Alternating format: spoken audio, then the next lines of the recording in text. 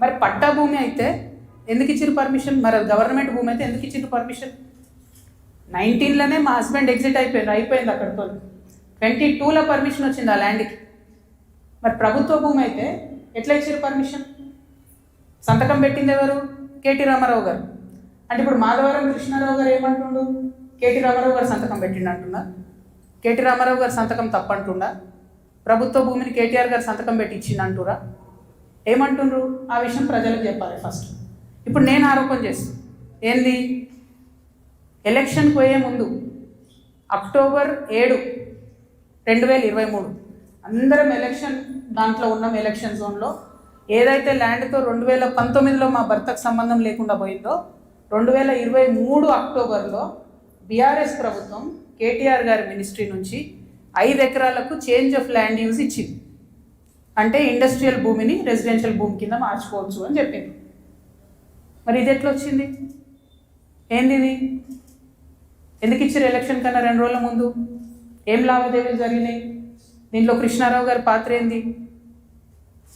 ఈ వ్యాపారం చేసే వ్యక్తి మీ సుట్టమట కదా, ఆయన పేరు నేను ఎందుకు చెప్తా బయట, కానీ మీ సుట్టమట కదా. మరి మీరు చేయించుకోరా దగ్గరుండి? ఏంది ఇది? దీనికి నాకు సమాధానం చెప్పాలి. కేటీఆర్ గారు చెప్తారా? బీఆర్ఎస్ పార్టీ చెప్తుందా? కృష్ణారావు గారు చెప్తారా? దీనికి సమాధానం చెప్పాలి. ఎట్లా ఇస్తారు చేంజ్ ఆఫ్ ల్యాండ్ యూజ్? ఈ ల్యాండ్తో మాకు సంబంధమే లేదు. 5 ఎకరాలకు బీఆర్ఎస్ గవర్నమెంట్లో చేంజ్ ఆఫ్ ల్యాండ్ యూజ్ వస్తుంది. నిన్నగాక మొన్న 6 ఎకరాలకు కాంగ్రెస్ గవర్నమెంట్ కూడా అదే ల్యాండ్లో చేంజ్ ఆఫ్ ల్యాండ్ యూజ్ ఇచ్చింది. అంటే బీఆర్ఎస్ వాళ్ళు సపోర్ట్ చేసిన వ్యాపారవేత్తల్ని యాజ్ ఇట్ ఈస్గా కాంగ్రెస్ వాళ్ళు కూడా సపోర్ట్ చేస్తున్నారు. ఏంది ఇది? మరి ఎవరికి అండర్స్టాండింగ్ ఉంది? నాకుందా అండర్స్టాండింగ్? మీకుందా? మీ గుంపులు ఉన్న మనుషులది ఇగో ఇదే ఏవిరెడ్డి గారితో నవనామి వెంచర్స్, ఇదే ఏవిరెడ్డి గారితో పోచంపల్లి శ్రీనివాస్ రెడ్డి అనేట ఆయన పార్ట్నరు. ఈయన ఎవరు దోస్తు, ఎవరు బినామీ? పొద్దుగాలు లేస్తే రామన్నతోనే ఉంటాడు, కేటీఆర్ గారితోనే ఉంటాడు. ఈయన ఎవరైనా మరి మీకున్నాయా సంబంధాలు? నాకున్నాయా? 12 కోట్ల కేసు ఉండే శ్రీనివాస్ రెడ్డి అనేట ఆయన మీద. ఏమైనా చేసిండ్రా? ఆయన ఫామ్ హౌస్లో 12 కోట్లు ఆడించారని అరెస్ట్ అన్నారు, పోలీసులు అన్నారు, ఏదో అన్నారు. చేసిండ్రా? ఎందుకు చేయలేదు మరి? అంటే ఎవరిని కాపాడుతున్నారు? ఎవరికి బంధుత్వాలు ఉన్నాయి? ఏదో ఆడపిల్లను ఊరుకుంటా మీరు తమాషా చేస్తా అనుకుంటారేమో. తోలు తీస్తే ఒక్కొక్కరిది పట్టుకొని చెప్తున్నాను. ఇప్పుడు కృష్ణారావు సంగతి చెప్తున్నా. పాపం చిన్నోడు యాక్చువల్లీ. ఈయన ఎన్నుకుండి ఎవరు ఆడిస్తున్నారు ఆ గుంటనక్క సంగతి కూడా చెప్తా తర్వాత. కానీ కృష్ణారావు గారు నా మీద మాట్లాడంగానే ఇగో ఇంతమంది, ఇది కూడా పట్టుకోను కాగితం పైకి, అది పట్టుకోండి ఒకసారి అది చూపించండి. ఇంతమంది బాధితులు వాళ్ళంతా ఫోన్లు చేసి ఎకరాలు ఇన్ని ఉన్నాయి అక్క, దయచేసి మాట్లాడండి అక్క. నిన్నటి నుంచి ఫోన్. ఓ దగ్గర 16 ఎకరాలు, ఓ దగ్గర 400 ఎకరాలు, CS 14 ల్యాండ్స్. మామూలుగా లేదు. ఒక దగ్గర ఎంత ఘోరం అంటే ఆఖరికి హైడ్రా కూడా పోయి కూలగొట్టింది. ఇక ఇంకొకటి క్లియర్గా చెప్తా పాటు, ప్రణీత్ కన్స్ట్రక్షన్ ఒకటి ఉంది. ఎంత ఘోరం అంటే ఇది, ఇంట్లో కృష్ణారావు గారి అబ్బాయి, నాకు అబ్బాయి పేరు చెప్పడం ఇష్టం లేదు ఎందుకంటే ఆయన పాలిటిక్స్లో లేడు కాబట్టి, కృష్ణారావు గారి కొడుకు ఆయన డైరెక్టర్గా ఉన్నప్పుడు ఈ 70 ఎకరాల వెంచర్, పెద్ద వెంచర్ 70 ఎకరాలు మీకు కనబడుతుంటుంది. మొత్తం విల్లాలు కట్టిరు, ఇది పట్టుకోండి. మొత్తం విల్లాలు కట్టిరు, అన్ని A to Z విల్లాలు కట్టిరు. ఇలా ఎన్ని అలిగేషన్స్ ఉన్నాయంటే, ఇక్కడ నేను ఎల్లో మార్క్ చేసిన రోడ్ మొత్తం గవర్నమెంట్ రోడ్, అది కబ్జా, అది లోపలనే ఉంటుంది, దాని చుట్టూ కాంపౌండ్ వాళ్ళు. ఇక్కడ అసైన్ ల్యాండ్స్ ఉన్నాయి, అది కబ్జా. ఈ మధ్యలో చెరువు ఉంది, ఈ చెరువు 10 ఎకరాలు ఉంది అని చెప్పి, 10 ఎకరాల చెరువు ఇది అని చెప్పి ప్రభుత్వం సర్టిఫికేట్ ఇచ్చింది. 2021లో ఇది అఫీషియల్గా రెరాకి ఇచ్చిన డాక్యుమెంట్. నేను మీలాగా ఆగమాగం ఎడ్డేటి మాట్లాడా, దొంగ డాక్యుమెంట్లు చూసి అసలే మాట్లాడా. 2021లో మీ కంపెనీ నుండి మీరు రెరాకి ఇచ్చిన దాంట్లో మా వెంచర్ మధ్యలో ఉన్నటువంటి చెరువు 10 ఎకరాలని మీరు చెప్పారు. అయిపోయిందా? అదే మళ్ళీ 2021లో 2024 వచ్చే వరకు ఏమవుతుందంటే ఆ చెరువు 6 ఎకరాలకు వస్తుంది. అంటే 4 ఎకరాలు ఎవరు మింగిన మధ్యలో? ఇది 6 ఎకరాలని మళ్ళీ అఫీషియల్గా ఇరిగేషన్ డిపార్ట్మెంట్ ఇచ్చింది. ఇప్పుడు ఇంకా ఘోరం ఏంటంటే, ఈ మొత్తం 71 ఎకరాల ఈ సామ్రాజ్యంలో చుట్టూ కాంపౌండ్ వాల్ కట్టింది. అంటే ఈ చెరువు యాక్సెస్ ఓన్లీ ఆ విల్లా వాళ్ళకు ఉంటుంది. యాక్చువల్లీ అది ఊరిది చెరువు. అంటే మీ అయ్యా జాగిరా చెరువు లోపలేసుకొని చుట్టూ కాంపౌండ్ వాల్ పట్టుకుంటే ఆ ఊరోళ్ళు వాడుకోవద్దా చెరువును? హైడ్రాకి దమ్ముంటే రేవంత్ రెడ్డి గారికి కానీ గవర్నమెంట్లో ఉన్న వ్యక్తులకి ఈ వెంచర్తో సంబంధం లేకపోతే యాక్సెస్ ఓపెన్ చేయండి, దానికి ఓపెన్ చేయండి. చెరువు మధ్యలో ఉంటుంది, చుట్టూ విల్లా, ఎక్కడికక్కడ కేజీఎఫ్ సామ్రాజ్యాలు. ఇంకొక మాట చెప్పిండు కృష్ణారావు గారు, ఏందో 307 గాజుల రామారంలో నేను ఏందో కబ్జా పెట్టినా అని చెప్పిండు. అది కబ్జా పెట్టింది నువ్వు వివేకానందనే కదా, వివేకానంద గారు కదా, కేపీ వివేకానంద. ఎవరిని పోయినా చెప్తారు ఆడ అడిగితే. నేను కూడా పోయి వచ్చిన మొన్న హైదరాబాద్ పోయి కూలిస్తే. CS14లో ఎట్లయితే నువ్వు చిన్న చిన్న పేద బిడ్డలని 80 గజాలు 100 గజాలకు ల్యాండ్ అమ్ముతున్నావో, దొంగ రిజిస్ట్రేషన్స్ ఆ కాగితాలు సృష్టించి, అట్లనే గాజుల రామారంలో కూడా అదే చేస్తున్నారు. 80 గజాలు 100 గజాలు పాపం వాళ్ళు కష్టపడి సంపాదించుకున్న డబ్బుతోని మీరు అమ్ముతున్నారు, దగ్గర ఉండవి మీరు అట్లా సెటిల్మెంట్స్ చేస్తున్నారు. ఇప్పుడు ఏమవుతుంది, సడన్గా హైడ్రాన్ మేము మాసంటోళ్ళం తిట్టగానే పోయి ఆడ పేదవాళ్ళ గుడిసెలు కూడా కొడతారు. మీకేం నష్టం అవుతుంది? ఆ పేదవాళ్ళ మీద కూడా మీరు ఏరుకుంటున్నారు పైసలు. అన్యాయం ఇది. 307 సర్వే నెంబర్తో నాకు సంబంధం లేదు. నా భర్త ఫోటో ఏదైతే చూపించారో దాని గురించి నేను ఇప్పటివరకు ఎక్స్ప్లెనేషన్ ఇచ్చిన. ఆ ఎక్స్ప్లెనేషన్తో పాటు కృష్ణారావు గారితో పాటు టీ న్యూస్ ఛానల్తో పాటు ఎలిమినేటి ఈయన పేరు మహేశ్వర్ రెడ్డి, అల్లేటి మహేశ్వర్ రెడ్డి గారికి కూడా లీగల్ నోటీసులు ఇస్తున్నాం. ఇంకా గమ్మత్ ఏంటంటే, ఇప్పుడు ఈ చెరువు దీని మధ్యలో ఉన్న చెరువు అని చెప్పిన కదా, ఆ చెరువు పేరు ఏంటి అంటే ఎండి ఉస్మాన్ కుంట. ఇక బీఆర్ఎస్ ప్రభుత్వంలో కేటీఆర్ గారి హయాంలో అద్భుతంగా ఏం జరిగిందంటే, బోల్డని చెరువులను ప్రైవేట్ బిల్డర్స్కి డెవలప్మెంట్కి అండ్ బ్యూటిఫికేషన్ కానీ ఇచ్చారు. ఇలా కొన్ని జెన్యూన్ ఉన్నాయి, మంచినే వాళ్ళు పాపం బ్యూటిఫికేషన్ చేసారు CSR కింద. చాలా మటుకు ఎట్లున్నాయంటే, ఇప్పుడు ఈ ఎవరైతే ప్రణీత్ బిల్డర్స్ ఉన్నారో, ఆ ఫోటో పట్టుకో, ఆ మొత్తం 71 ఎకరాలు కట్టినటువంటి ప్రణీత్ బిల్డర్కే ఈ ఉస్మాన్ కుంట చెరువు డెవలప్మెంట్కి ఇచ్చింది. ఇస్తే ఆయన ఏం చేసిండు, దాన్ని డెవలప్ చేసి ఊరోళ్ళకి ఇవ్వకుండా డెవలప్ చేసి అందులో 4 ఎకరాలు మింగి, ఆ 4 ఎకరాలలో 8 విల్లాలు కట్టి చుట్టూ కాంపౌండ్ వాల్ పెట్టి జనంకి అవకాశం లేకుండా చేసారు. అంటే నీకు డెవలప్మెంట్ కనిస్తే నువ్వు మింగేసినావు. అందులో నీ కొడుకే డైరెక్టర్ ఉన్నాడు కృష్ణారావు గారు. మరి సమాధానం ఇప్పుడు చెప్పు, ఏం చెప్తావు నాకు అర్థం కాదు.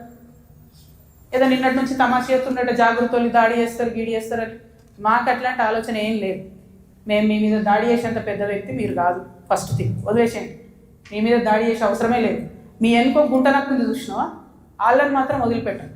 ఆ గుంటనక్కకి చెప్తున్నాయి ఇప్పుడు వినమని. ఆ గుంటనక్క ఇంటుంటాడు, ప్రెస్ మీట్ నాకు తెలుసు. సియాట్ ల్యాండ్స్ ఉండే, దాన్ని తర్వాత ఏం చేసిండ్రు, సెయింట్ గోబెన్ అనే కంపెనీకి ఇచ్చిర్రు 70 ఎకరాలు. దాని తర్వాత ఏం చేసిర్రు, ఈ గుంటనక్క రికమెండ్ చేస్తే మన BRS government favourite builder Vasavi ఉన్నాడు కదా, ఆ వాసవి బిల్డర్కే ఇచ్చిర్రు. అయితే ఒక అధికారి దాంట్లో చాలా కీలక పాత్ర. ఆ అధికారి ఇప్పుడు ఈ గవర్నమెంట్లో కూడా కీలకంగా ఉన్నాడు. కానీ ఖచ్చితంగా ఆ సెయింట్ గోబెన్ ల్యాండ్కి సంబంధించి ఆ అధికారి పేరు, నేను చెప్పే గుంటనక్క గారి పేరు 2 కలిపి నేనే ఇస్తాను. విజిలెన్స్కి ఇస్తా, ఈడీకి ఇస్తా, సిబిఐకి ఇస్తా. ఇక చూసుకోరు, ఏం చేసుకుంటారో వేసుకో. నేను మీలాగా ఫాల్తు అలిగేషన్స్ చేయను. నా భర్త ప్రైవేట్ ల్యాండ్లో వ్యాపారం చేసిండు. ఏ రియల్ ఎస్టేట్లో ఉన్న వ్యక్తి అయినా చేస్తాడు. మేమెన్నడూ ప్రభుత్వ భూమి జోలికి పోలేదు. ప్రభుత్వానికి ప్రజలకు నష్టమయ్యే ₹1 పని కూడా మేము చేయలేదు. మీరు అనవసరంగా లేనిపోయిన అలిగేషన్స్ నా మీద వేసి, ఈమె ఏదో జనం బాట పేరుతో జనంలో పోతుంది, ఈమెను డిస్టర్బ్ చేద్దాం, మైండ్ ఖరాబ్ చేద్దాం అనే ఆలోచనలు పెట్టుకుంటే మాత్రం నేను చూస్తూ ఊరుకోను. ఇవాళ జవాబు ఎందుకు ఇస్తున్నా అంటే, నేను మీలాగా వెన్ను చూపించి పారిపోయే వ్యక్తిని కాదు. నా మీద వచ్చిన అలిగేషన్కి అవుట్రైట్గా సమాధానం చెప్పే వ్యక్తిని. నా జాగృతి కార్యకర్తలందరికీ కూడా, తెలంగాణ ప్రజలందరికీ కూడా నేను క్లారిటీగా చెప్తున్నాను. 10 ఏళ్ళ బీఆర్ఎస్ పాలనలో నాకు ఏ దాంతో కూడా సంబంధం లేదు. నన్ను నిజామాబాద్ వరకు పరిమితం చేసిండ్రు.